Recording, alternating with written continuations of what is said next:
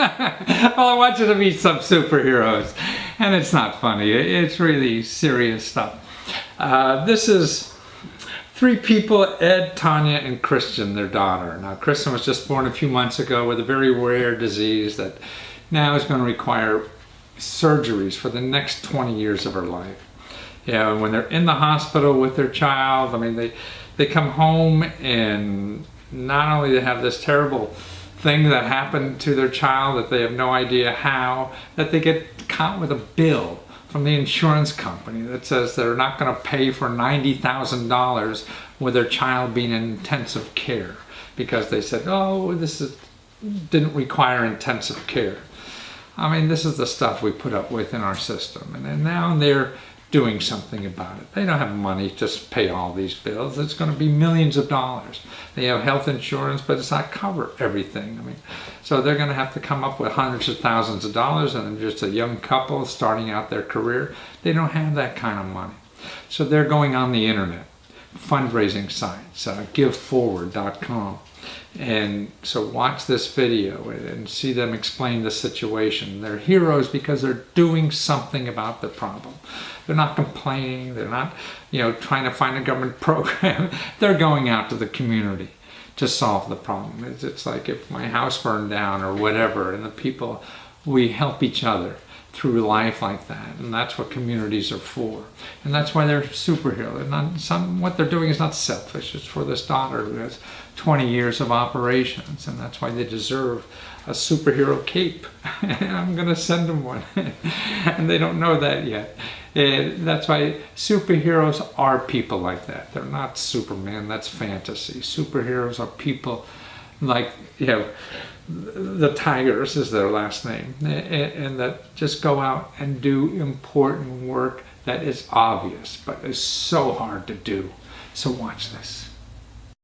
Well, thank you for sharing yourselves with us, guys. I mean, it's Ed, Tanya, and Christian there in the lab, and I just don't know how you guys find the strength to share your story with everybody else after her birth and what happened. So explain, her birth to us and what happened. I don't understand this disease she has. She's been diagnosed with golden Haar syndrome. Golden Haar? Golden Haar. Mm-hmm. And it's very rare. There's not really much known about it. It causes a lot of facial deformities.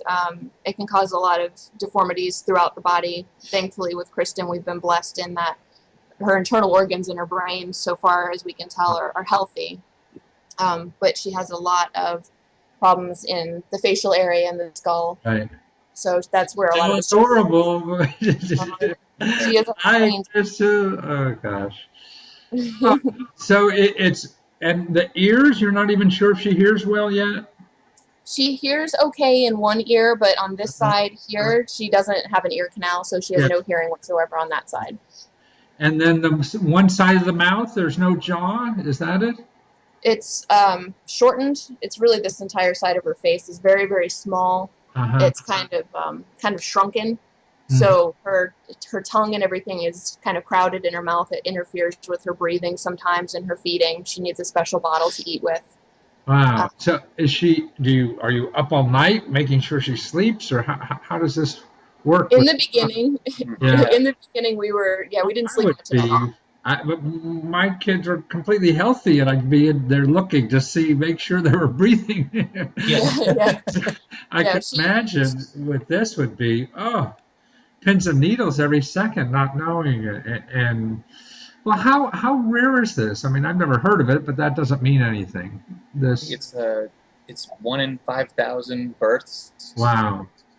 It's even more rare for girls. So it's mostly guys. We're strong. Huh? And do they know the cause, or it's just an accident? Nothing.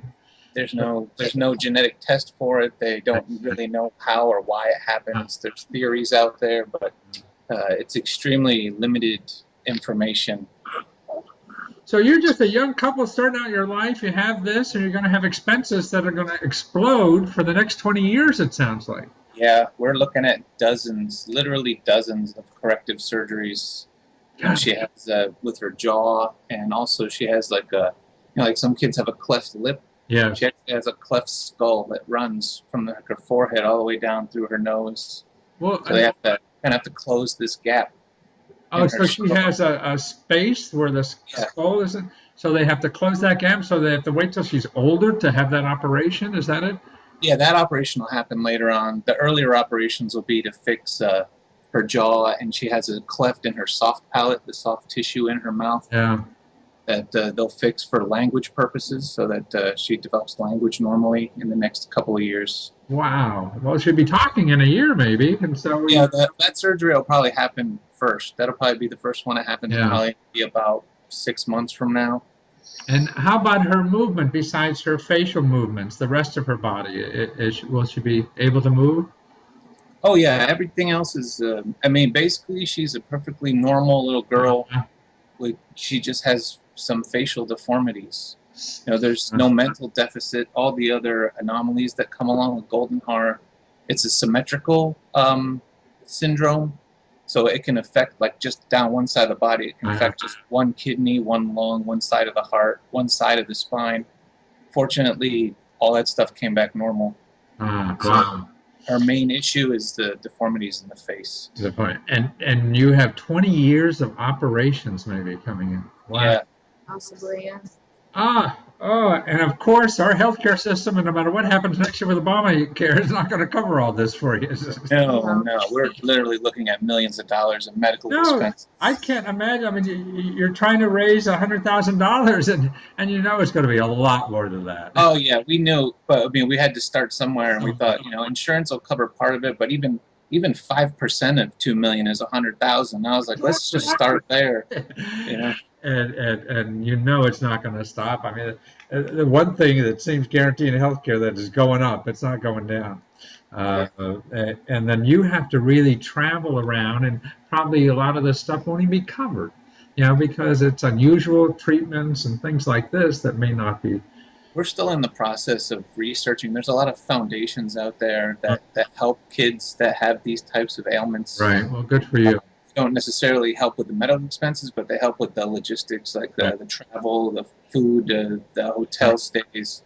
Yeah, so, you have to get there and be somewhere for 2 weeks or something, and stay with the child and everything. And nobody, I'm sure the health insurance is not thinking about covering that.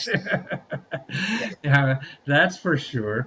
How do you feel about the healthcare system now that you're stuck in the middle of it? I mean, does it make you more angry, or that's the least of your problems? You're just trying to get through. It's exactly, I guess it's cliche for a reason, because it's exactly what we had hoped wasn't the case, but it's exactly what people say. No, we got a bill for $90,000 from her intensive care stay. She was in intensive care for a month after she was born. We got a bill for $90,000 from the hospital, and they said that they're not going to cover it because they had decided that intensive care was not medically necessary. She didn't need to be in the NICU. It wasn't medically necessary, so they weren't going to cover any of the cost. What was that last part? I was yelling. What? They said that the NICU wasn't medically necessary, so they weren't going to cover the cost. God, intensive care is not necessary. Well, why the hell they call it intensive care? Yeah, they make it sound like we said, can we put her in there? They have more comfortable beds or something. Should have taken her to the Hilton. Yeah. Well, that has since been resolved. But, I mean, it seems like the insurance company's knee-jerk reaction is to say no first. Right. And then, once you fight back, they concede a little bit. You fight back more, they concede a little bit. And there are groups that I've run into. Contact me later if you want to help find some of these that help you understand the system, fight back. Because I think it's all about fighting back, a lot of this stuff. Yeah. Sure. And you're in a state capital, so you know about agencies that control this kind of stuff that have more power than your lawyer or anybody else. We're learning.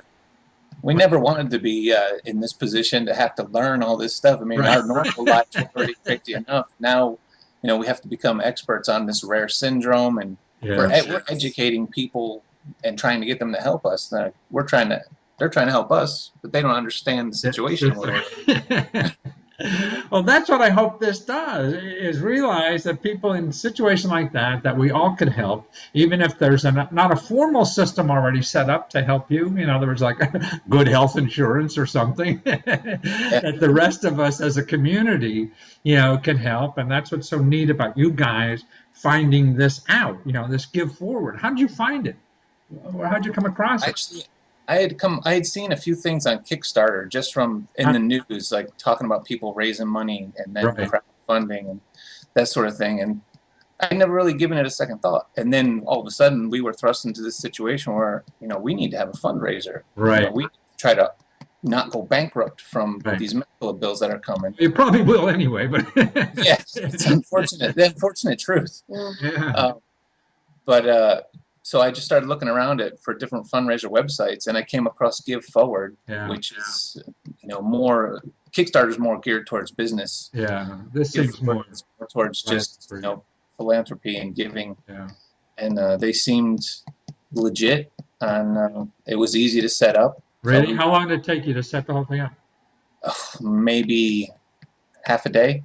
Really? And you're ongoing. And do they charge you any money for that or anything? They charge you at the end. Oh, I see. So they're taking a piece of the cut. They take, I think it's 7%. Right. But people, when they donate, have the option to donate their money plus 7%, so that their full donation gets touched. Oh, that's cute. Right. And probably the biggest part of the setup was just we made that video real quick. Yeah.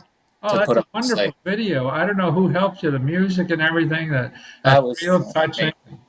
That was all him. Really, and Tanya, you're just wonderful, honest, and sincere. I mean, I've seen a lot of these things, and right, you don't need a big production. You just need you, and speaking from that heart of yours, and with Chris in there, and you could see here, it's so easy to fall in love with all you guys. And thank you for doing this and showing people that you can solve your problems by using the system. Yeah, it does work. It's difficult, and it must be hard for you to get this energy up to fight this battle after you get hit in the gut like this with all these problems. It's tough, but I think what you're doing is being heroes for the rest of us. And you're showing what we really can do. I don't know. It's so easy to cry with it. You should be the one that cried. I mean, why not? I got cried out now. You've done enough of it. Now it's my turn. But thank you for giving me the opportunity to cry. Now I know I've done something worthwhile today. Thank you. See, I mean, there are people like you and I suffering through a problem. We don't get an education at school on how to handle these difficult problems in life. So we have to have that resilience. So if you watch the video of them, maybe you could help. But most of all, you'll learn about problems that happen to a lot of us in life. And that could give you strength maybe to be a superhero in your own life, or to help somebody else. You could go on that site and help somebody else a problem if you're not having a problem. That's what I'm really trying to do. And that's what they're doing for us too, is showing us how to be resilient and solve problems. One must try.